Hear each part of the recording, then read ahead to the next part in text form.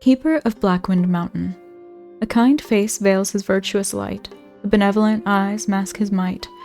To the one he grants a wondrous spell, for that the story has yet to tell.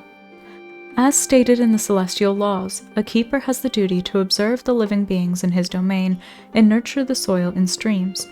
That day, as the keeper of the Blackwind Mountain made his customary rounds on the hills, tending to mortal concerns, he saw an aged Taoist drawing near from a distance, a vestment embellished with stars, a herb-gathering basket plaited from verdant creepers, a fishing drum tapped in his hand, and a song about the lofty moon.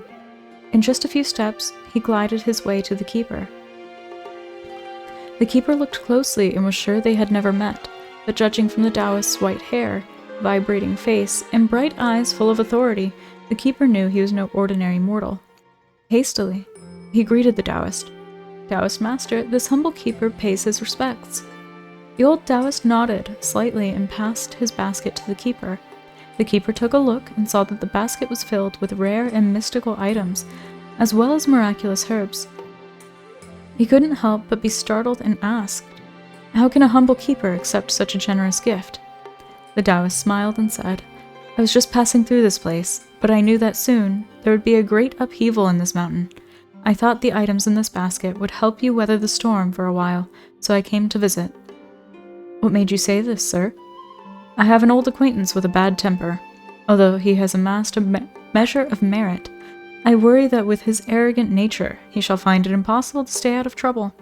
I fear he will bring great disaster upon himself again." The keeper thought carefully and said sincerely, "What can a humble keeper be of help?" Seeing that the keeper was quite astute, the old Taoist gestured for him to draw near.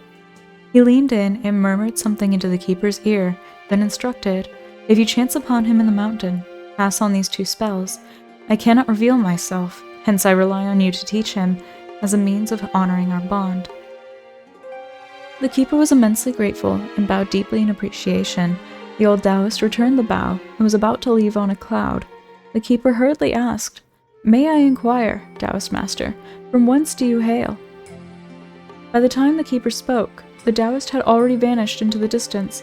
A leaf floated down from the sky, its scent faint yet distinct, its tip extremely slender and long, a Bodhi leaf.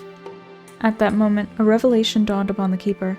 He bowed and paid his respects to the departing silhouette until the clouds and mist obscured his sight, then turned to depart.